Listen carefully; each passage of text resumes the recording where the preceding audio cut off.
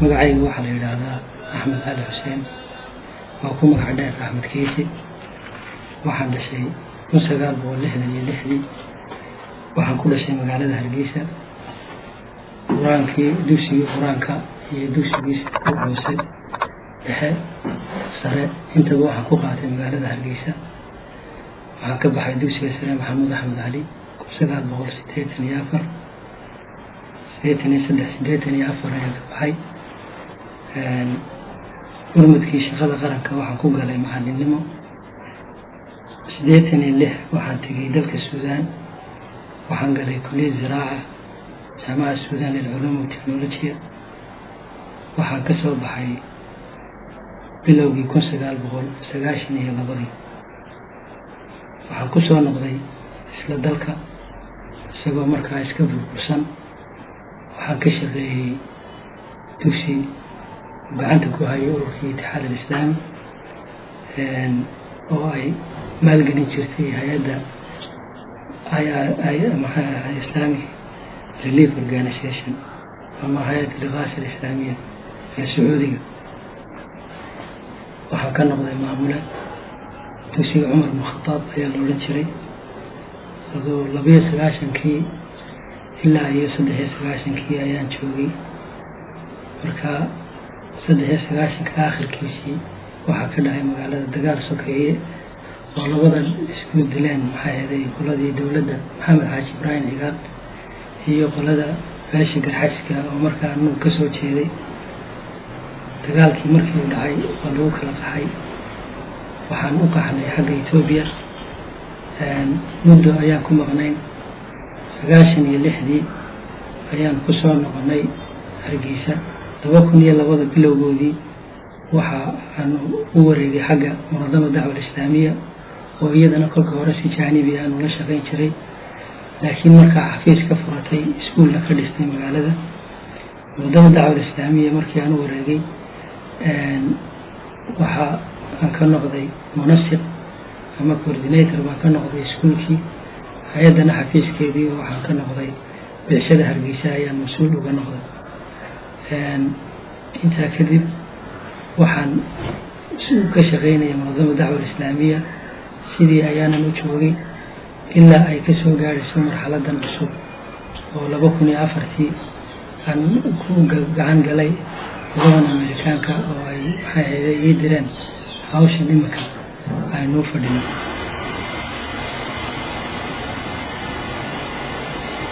sanadii 2004 ay ahayd markii Axmed Kiisi uu safar kaga ama baxay magaalada Muqdisho isagoona ku sii jeeday magaalada Djibouti halkaas oo ay kaga qorshaysnayd inuu uga sii gudbo waddanka Suudaan. xubno ka mid ah sirdoonka CIA Mareykanka oo kaashanaya jawaasiista waddanka Djibouti ayaa la haray baasaboortkii Axmed uu ku galay Djibouti inkastoo loo ogolaaday inuu magaalada u gudbo. maalin kadib ayuu dib ugu soo laabtay garoonka diyaaradaha ee Djibouti balse muxuu Axmed halkaasi kala kulmay. maalintii labaad aan u tagay madaarka. markii aan tagay baasaboorkii aan weydiistay waxa la igu yiri halkan fadhiiso. wax yar kadib waa la kaxeeyay. kiisha ayaa madaxa la ii geliyay. labada gacmoodna waa la iga xidhay. waxa la ii geeyay qol yar oo xagga badda ku dhow. halkii baa la igu xidhay. maalin ayaan ku jiray. maalintii labaad ayaa la ii yimi. markaa intay iga soo saareen qolkii ayay suuligay geeyeen. markii aan soo maydhay soo weysaystay tukaday ayay cunto ii keeneen. waxaashii bay iga fureen. waxaan markaa ay geeyeen qol xafiisa. markaa waxay yidhahdeen ninkaagan waxaa tahay in argagixisaa cilaaqad weyn la leh waad caawinaysaa madaxdoodii ayaad la kulantay. markaa xisaabteenu way adkaanaysaa ee qolkaagii ku noqday. halkii baan ku noqday. habeennimadkii ay ii yimaadeen 10 saac ee habeennimo way kaxeeyeen. waxay geeyeen madaarka Djibouti. waxay igu yidhaahdeen diyaaraddan soo ma arkaysid. haa waxa weeye diyaaraddani 2-3 saac ee 1 habeennimo ayaa waxay tegaysaa Guantanamo Bay. marka 2 saacadood ayaad jaanis haysataa in aad nala tacaawinayso iyo in aad diyaaradda raacayso Guantanamo tegayso. CIA-da Mareykanka waxay Axmed Keisi fursad u siiyeen 2 saacadood in go'aan uu kaga gaaro mustaqbalkiisa dambe in uu doorto xabsiga Guantanamo kuna dhinac noqdo dadka muslimiinta ee ku jira ee diintooda loo dhibaateynayo ama inuu doorto galadaasi inuu la shaqeeyo kana dhinac noqdo muslimiinta la dhibaateynayo ugu dambeynna Axmed muxuu doortay marka waan ku celinaynaa fakir adigu go'aanka adiga iska leh markii aan ku noqday meeshii markaas adduunyadii oo dhan igu soo ururtay marka waxaan yeeshaa adigu waxay go'aankii noqday waxaan ku yiri waan idila tacaawinaya markay ii yimaadeen waxaad go'aansatay yidhaahdeen okay waan ku idila tacaawinaya maxaa iga rabtaa waxaa igu yidhahdaa si fiican iska seexo beri baan kuu sheegaynaa waxaan kaa rabno sidii ayaan ku seexday maalintii dambe ay ii yimaadeen waxay igu yidhaahdeen xamar waxaa joogay 3 nin oo dambi naga galay oo safaaradihii Mareykanka ee Dar es Salaam iyo Nairobi qarxiyay waxa la kala yiraahdaa mid Abu Talha Tariq Sudani baa la yiraahdaa waa Sudani mid waxa la yiraahdaa Harun Fadul midna waxa la yiraahdaa Salih Nabhani iyaga ayaa ugu muhiimsan in aan maxay warkooda helo marka in wixii aad macluumaad ka hesho nasiiso ko cilaaqaadka ka dhaxeeya Abdi's Group iyo nimankaas in aad noo soo ogaato Abdi Group kiisu marka xarakadu may magacawneen oo shabaab yani may jirin Abdi's Group uu beeranayay in maxay hayday meeshay fanka ka hesho aad noo soo ogaato intaasaan ka rabnaa waxaananu ku xiriir samaysanayna email inoo samee marka emailkaas passwordkiisa aynu kala qaadanaynaa draafkaynu isugu diraynaa wixii maxay hayday macluumaad ah bishiina 3 goor ayaynu soo wada xiriireynaa 4 biloodna hal mar ayaynu Dubai isku arkaynaa marka hawshan aan isku ilaalsanaynay waxa isaguna nala joogay oo goobjoog ahaa Cabdullaahi Xasan la yiraahdo oo agaasimaha sirdoonka jamhuuriyadda Djibouti isaga waqti badan ismaan arag maalintaas la qabtay ayaanu saragnay waa nin Soomaaliya waa nin Gaaban waa nin Ciisa sidoo sheegay waa nin Mamaasana xidib bayna hoo gabar isaaqan qaba maxay hayday waa nin maxay hayday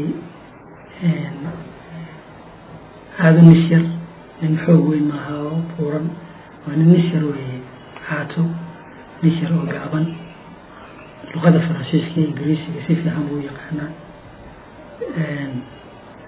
سردونك جبوتنا وأنك وقابلسا حريركا هذا سردونك أجنبيكا أو مريكا نقطة سيئة هذا أما كون إنجليزكا نقطة أما سيسكي وأما فايفكي وعن أما كون دي جرمكي وهذا نشوغي جبوتي وودا joogan kuwa reer galbeedku marka ninka xiriirkooda u qaabilsan weeye wax badan oo kulli arrimaha Soomaalida wixii loo qabanayay iyo wixii madaarka Djibouti iyaga gacanta ku haya marka iyagu qolada kala deynta iska yimaadaan Axmed baa meesha maraya qabta ma oranayaan iyaga u sheegayaan ninkaas meesha maraya ku oranayaan ninka qabanaya waa isaga iyo radiisa soo hadalaya markaas bisha afraad ayaa la mamnuucay baasaboorka Soomaaliga in Dubai lagu tago marka waxaan ku weydiiyay hadii waqtiga la gaaro kulankeenu waa adkaanaya ana iman kara anagu Dubai marka waxay ugu yiraahdeen sawir ayaa Cabdullaahi Xasan ninka la yiraahdo ayaa sawir ka qaaday wuxuu ugu yiri aniga ku soo xalinayna mushkiladaas sidii ayaan kaga yimid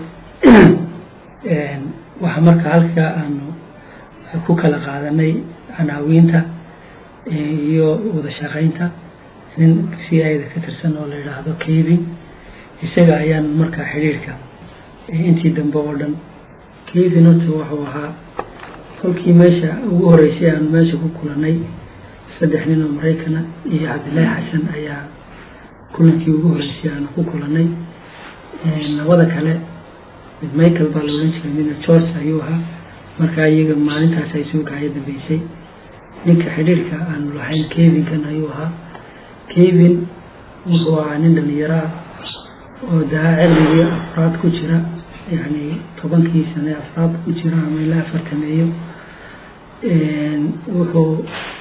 وحو يعني وانا أدخل في عنو واحد ساري مع سومالي ده جارهان حركات الإسلام كوانين آدي وحبدان وقوم هديت هاي مدحيو عيد مسؤول كا هديت هاي محاي هذي إن قاب كيولي سيهين هديت هاي وحيالها هاي يعني سيهين يو برنامج هذا فكرة في عنا يوكايستا حق قبائل كيو قبلياش الصومالي ده وحبدان أيو كوي هاي انتو ده بدن حرير هاي ليهين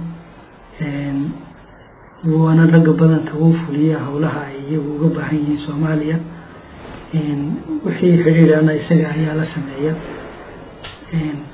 وحبدن وكوي هاي قابك وشغيان يسيدي هو شغيان وانا رنتي دي قوي باكوشرا يعني مريخن كله وحول بو هيلي كرو وحول بو اوغان كرو ayaa runtii maxay ka dhaadhacsan laakiin runtii waxaan anigu intii aan ogaaday waxyaalaha aan ka ogaaday waxa weeye inaanay si ayad wax badan ogeyn